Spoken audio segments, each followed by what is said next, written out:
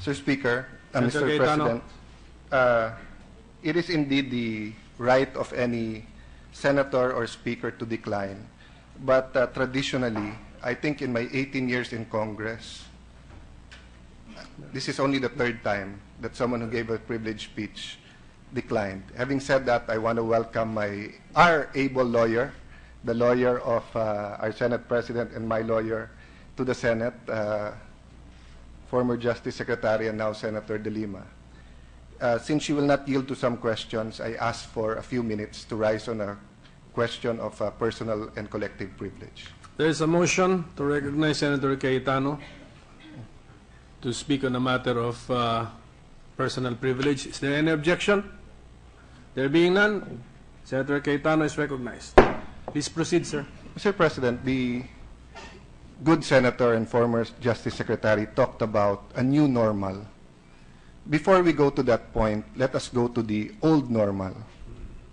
I don't live in a subdivision, just like President Duterte. I live in 209 Pasong Calabao Street, Bagumbayan, Taguig. So whatever our tricycle drivers, our vendors, kapitbahay namin, simbahan ng may Christian church, may Iglesia ni Cristo. So yung nangyayari sa kalye, nararamdaman namin mag-asawa. Of course, we're more privileged to have our security. My wife is the mayor of our city. But we do feel what is happening. Dati po, walang magawa ang tao sa pusher. Pag ang pusher na nampal ng tricycle driver, ang pusher na sa patay, sasampalin yung nandun sa monte o sakla o terembe, kung ang pusher may bodyguard pa na pulis, wala rin silang magawa kung ang isang ale na alas 5 ng umaga nagra-rush papasok ay bastusin ng mga halos tulog na dahil lasing pero nakadroga din sa kalye. Wala din pong magawa ang tao pag binabastos sila midnight, 1 o'clock, 2 o'clock, umiilag na lang or magte-text kahit natulog na yung tatay, tulog na yung asawa, gigisingin para sunduin lang yung anak. Minsan hindi pa papasukin pagka late ang activities sapagkat the reality is there was no security, walang safety sa bahay, no? And every now and then in any barangay you go to in Metro Manila and many highly urbanized cities around the country, magigising ka na lang kasi may ninakawan, bulong-bulungan na ni-rape. Pag nalaman ko sino, kapatid, nag-rape sa kapatid. Tiyuhin, ni-rape yung pamangkin. Yung isang halos pamilya o inampon nila bilang pamilya na 20 years na nasa bahay nila, ni-rape ang kanilang anak. That was the normal.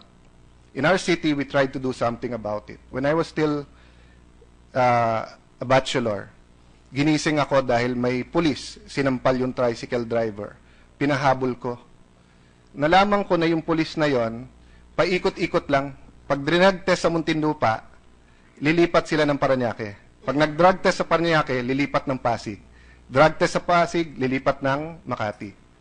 Ito, small time lang sa baba na pusher. Pero marami ding customer, user din. Madaling sabi po, napakulong. Alam mo yung barangay captain, kahit unconstitutional, pinatawag lahat ng pusher sa barangay. Full force dumating. Katulad sa nangyayari ngayon na nag-surrender. Pinapirma niya, unconstitutional, pero pinapirma niya na hindi na sila magbebenta. Pirmahan sila. 1 month later po, nakawala, nakapiansa yung pulis. Umikot, kasama ng may M16 siyang dala, may mga kasama siya, siguro 100 to 200 feet away from our house. Umikot-ikot, sinasabi, sinong batang congressman na yan? Kung yung mga dati hindi ako natigil, yan pa kaya? Alam mo, pinatawag ng kapitan, yung mga pusher, wala na pong pumunta. Several years later, a decade later, my wife became mayor. May hinuli na pusher. In family name, 7 others with the same family name nahuli before. 5, 6, 7. NBI, PIDEA, lahat napakawalan at different stage. So nung nahuli to, ang sabi niya, pag hindi niyo ako pinakawalan, in 1 week tanggal kayo. In 1 week, nire-relieve yung opisyal na nakahuli sa kanya. Ako mismo tumawag sa Southern Police District. Sabi, sir, prino-promote namin. Ay, kung saan nyo nilalagay, hindi makasagot. General, di ako pinanganak kahapon. Huwag nyo kaming lolokohin. Yung mismong pusher nagsabi na ipalilipat siya. Alam mo sabi ng general? Sir, yung tumawag sa akin, meron siya judiciary, meron pong general, meron pong legislature. But just like the good Justice Secretarian and now our colleague, I believe in life. Regalo ng Panginoon ang buhay ng bawat isa, valuable. I think I'm one of the few politicians who have projects in many jails.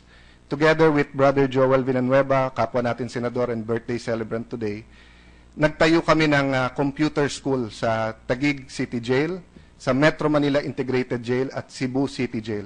Sir President, 40 to 60% na nakakulong doon, drug-related. What is my point? Yung point po nung araw, ang pusher hindi mahuli. Pag nahuli, napakawalan. Pag ang pulis hindi pumayag pakawalan, pakakawalan ng piskal. Kung yung piskal at pulis mabuti at hindi pinakawalan, yung judge papakawalan. Kung yung judge, piskal, at saka yung pulis mabuti, makakawala sa kulungan. Pagka nakulong sa National Penitentiary, may jacuzzi, pwede magdala ng babae at lalaki, may banda, may aircon. Kaya mga kaibigan ko sa abroad, nasabi ang Pilipinas, hindi nakakapagsabayan sa mga 5-6 star. Sabi ko, hindi totoo yun, ha? Ang aming penitentiary, 5 star. Kami lang ata may ganun sa buong mundo. And to give credit to our colleague, ilang beses niya ni-raid and ilang beses na sinubukan niya, no? If the problem was too big for the Aquino administration and the secretary, siya mismo po nagsabi kanina, it was just too big, no? But this president that you supported, Mr. President, that I supported, took it on. Sabi niya, titignan ko sa mata ang mga pusher na to at hindi ko sila aatrasan. Never ko po narinig sa kanya na sabihin yung walang laban, patayin. I sympathize with the former Justice Secretary and our colleague kung pinagbibintangan siya na wala namang facts. Hindi ko po alam. Pinakinggan ko lang yung sinabi niya. Kung gumagawa ng conclusion na mali, I sympathize with her. At kung attack to sa Senado, hindi dapat. Pero, nung sinabi niya, 7-year-old nagra-rugby, and then sasabihin niya, binaril ng polis, wala pa naman ako nababalitaan na polis na binaril ang 7-year-old na nagra-rugby. Di ba? Yung sasabihin 9 years old, etc., no? Hindi ko alam yung circumstance niya. At never sinabi ng ating Pangulo na kapag ka may summary killing or murder ay hindi paparusahan. In fact, ang sinabi niya, patay kayo sa aking mga pulis kayo pag umabuso kayo. At sinabi po niya na palalakasin niya yung internal checks ng pulis to make sure that not only do they not murder people, but that they're not involved in drugs. Because the reality is, ang PNP mismo ay nagamit din at ginagamit pa rin ng mga pushers. So, our colleague then jumped to conclusions by saying, ganito na karami ang patay sa police operations, pero alam naman natin ng mga police, I have to paraphrase because I didn't write down exactly, but sinasabi niya may rub out din. But isn't that jumping to conclusions? Meron po tayong presumption of regularity. Hindi ko sinasabi na lahat yan regular, pero may presumption. Sabi niya, meron daw dapat presumption of innocence. Hindi ba presumed innocent ang police? Pagka napatay niya yung pusher dahil lumaban, may barel, sa amin po syudad, yung bago namin, hindi pa siya, acting pa lang siya ngayon, hindi pa siya regular na chief of police, pumunta po sa mayor, sa asawa ko, kwento sa amin. Sabi niya, ma'am, pipilitin ko ikulong at hulihin lahat ng pusher, pipilitin ko na walang patay. After a few weeks, pinakamarami kaming huli sa buong Metro Manila, walang patay. And then may napatay na isa. Alam niyo bakit, Mr. President?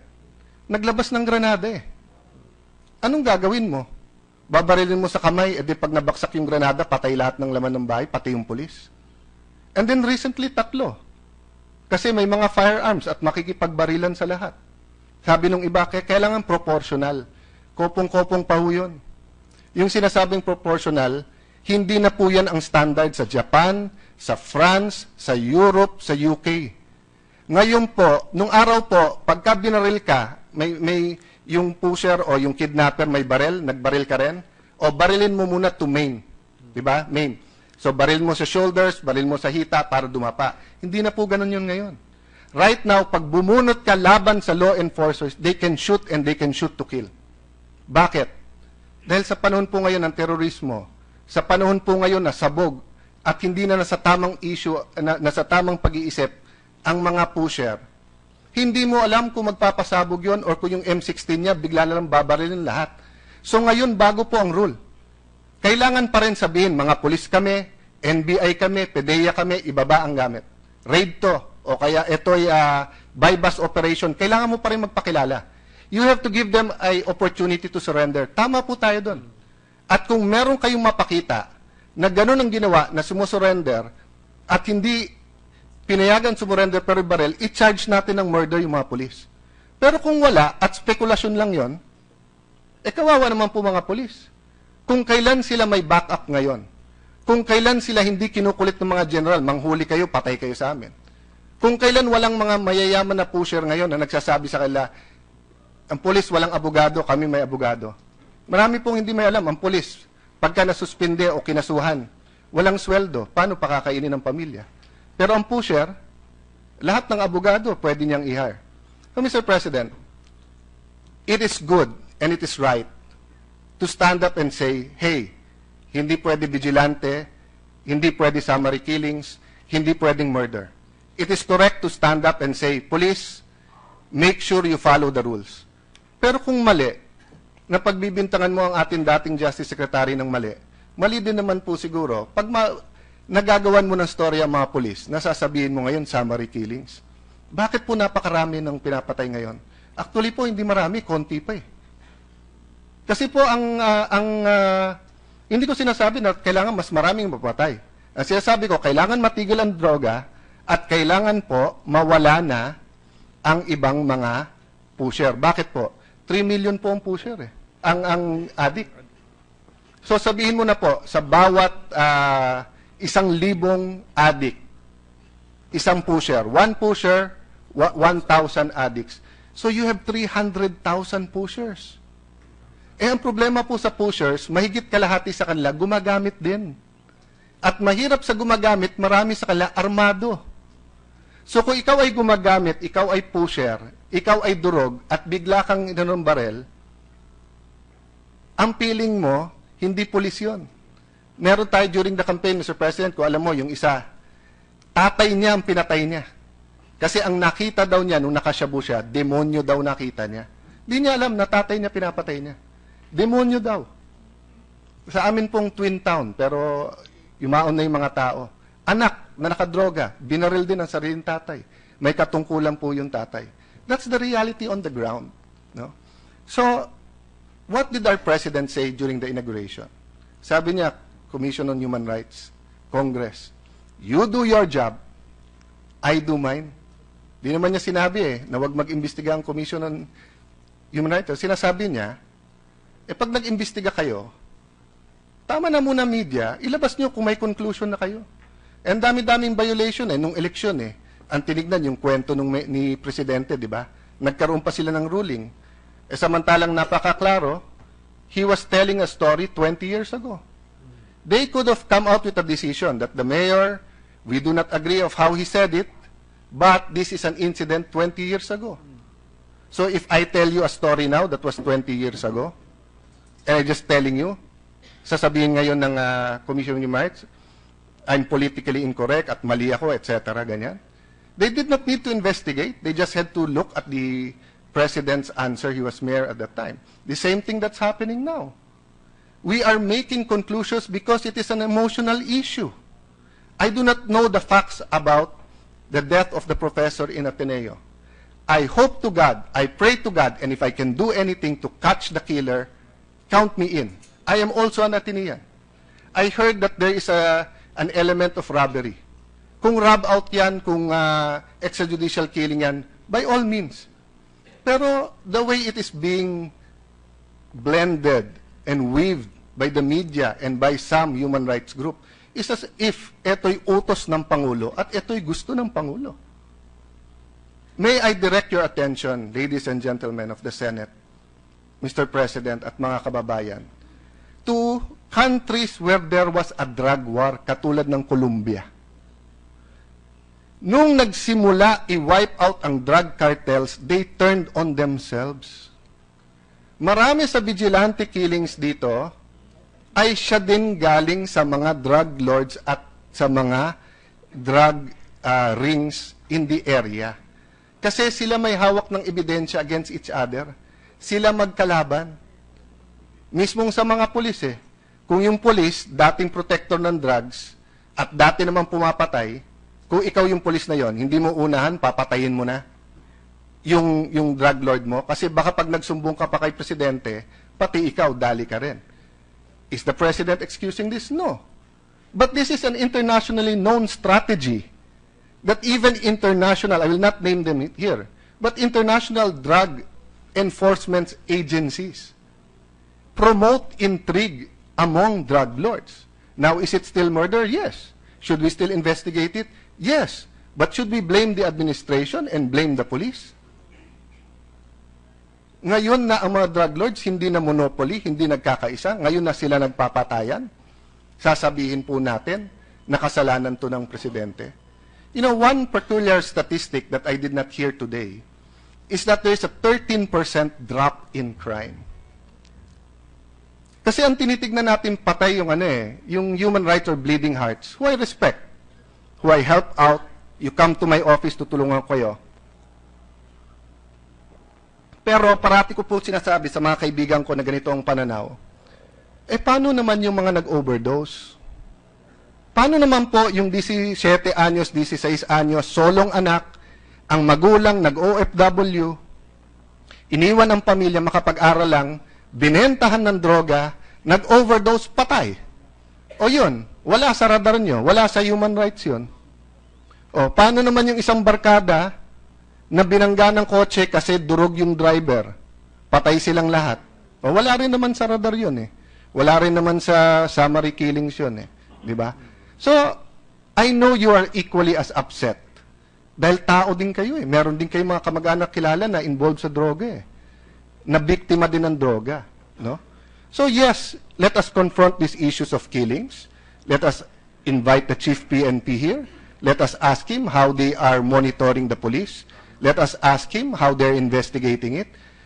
This is my 18th year. Alam mo, in a few weeks, we'll inaugurate only the second crime lab of the country. Panahon pa po ni Presidente Arroyo, sinisingit ko parati, trinatry ko isingit sa budget.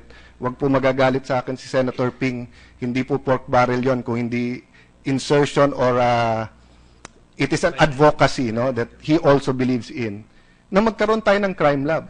So, if there are some critics who said, bakit naman umpisa pa lang hearing na sa extrajudicial killing? Because there are many people suffering. Bakit hindi muna tayo mag-hearing na itaas ang sweldo ng pulis? Ba't hindi mo tayo mag-hearing kung paano protektahan ng mga piskal para hindi sila at the mercy of drug lords at may additional allowance sila at kung kailangan nila ng equipment like bulletproof vest, kailangan nila yung opisina nila mas secure, ba't hindi yun ang una natin hearing? Crime labs. So, Mr. President, this is a democracy. Just because certain members of the administration are saying, hindi dapat ito unahin na Senate na investigasyon, that doesn't mean it's an attack on the Senate. It is freedom of speech. It is simply saying, sa laki ng problema at dami ng problema, siguro, i-monitor natin, oversight sa human rights, pero in the same manner that our colleague is appealing, listen first, investigate first before judging her. Let me make the same appeal for our president. But actually, he doesn't need it. Let me make the same appeal for the PO1s of this country. Those who are making 15,000 pesos only when the cost of living is 25,000 to 35,000 in our major cities. Those PO1s who we tell, hulihin mo ang pusher. Those PO1s who we tell na pag may barel, labas mo rin baril mo, barilin mo rin. Those PO1s who sometimes come home in a casket or kung hindi man sa casket in the old administrations, not just the Aquino administration, in many administrations, would come home, nilabanan ang sindikato, anong baon nila pag-uwi? Suspension. At sasabihin sa asawa, wala silang gagawin. So I'm not against investigations, Mr. President, but we have limited time. Napakalaki ng opportunity natin to build this nation. So it's up to each and every chairperson. And I believe in every one of you. Ano bang uunahin ninyo? Now, if the former Justice Secretary and our colleague can come up with facts and not speculation, there are facts, as in the killings. But inimbestigahan din ba niya na isa to? Or is she telling us, ayaw imbestigahan to ng polis? Kasi kung ayaw to imbestigahan ng polis, ibang usapan yun. Pero kung iniimbestigahan to ng polis at hindi pa tayo kompleto sa facts, and then we will go into that kind of hearings, it is for all of us to ask ourselves now, yan ba ang pinaka-importanting gawin natin ngayon? Yan ba ang pinaka-urgent? And let me also pose this question to all of us, Mr. President. Hindi lang naman po yung mga pulis ang nakabantay at nanonood sa atin ngayon. Nanonood ang mga drug lords.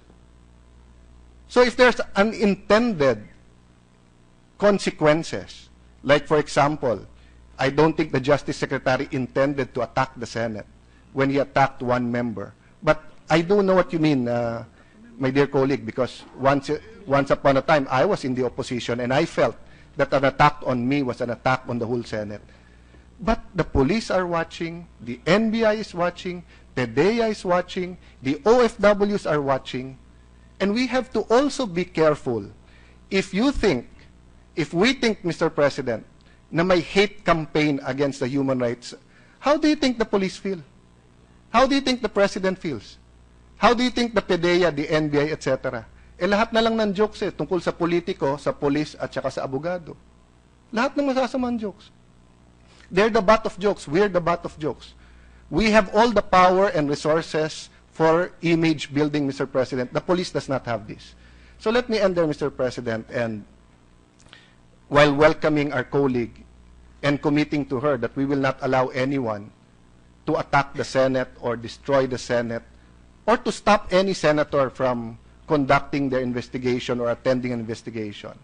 It is also left up to us to decide what is most important, how we use our time, and it is up to us to make sure na yung unintended consequence of telling the police, tumigil-tigil muna kayo. Wala pa akong nangyayari.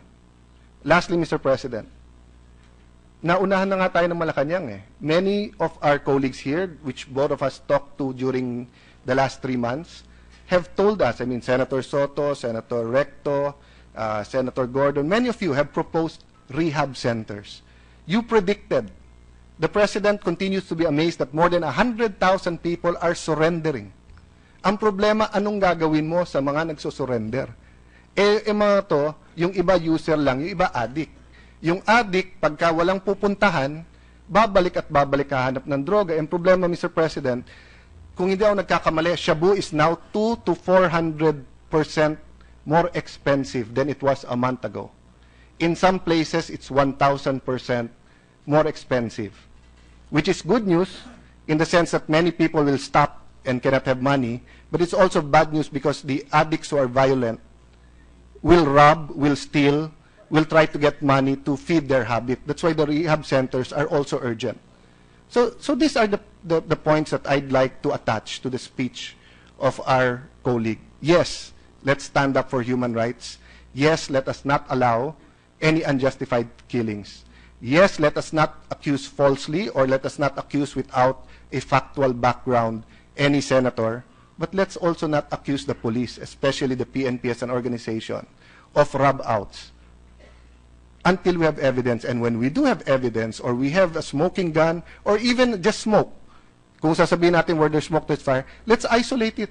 So if it was one event here in Pasay, one event in Davao, yun ang sabihin natin. Pero sabihin natin, yung mga polis, o alam naman na polis rub-out, no? Tayo, galit tayo pag sasabihin, lahat ng politiko corrupt Tapos we will do the same sa police. Anyway, Mr. President, I bid you a good afternoon and thank you for this opportunity. Thank you, Senator Cayetano. Mr. Senate President. What is the pleasure of Senator Ontiveros? Yes, maybe no.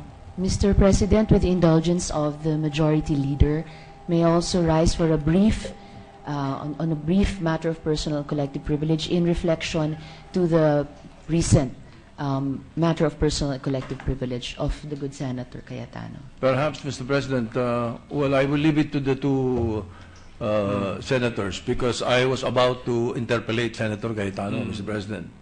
So, I'm very much interested in the, can the chair solicit the topics that were taken up. But if she would like to do a rejoinder of some sort, go ahead, and I will, if the gentleman from Taguig will yield, I will continue to interpellate him after she has spoken. Perhaps we can also dwell in what she has to say. Mr. President. so is that arrangement Mr. President, acceptable to Senator Cayetano? just as a matter of order, Yes. because once the person who spoke on personal and collective privilege sits down or yields the floor, his time is up and anyone can stand on a different matter. So if the lady would like to interpolate, I would gladly answer any questions as far as my ability allows.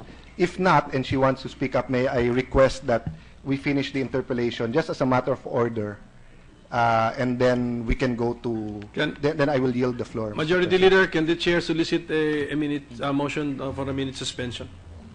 I move to suspend, Mr. President. Minute suspension.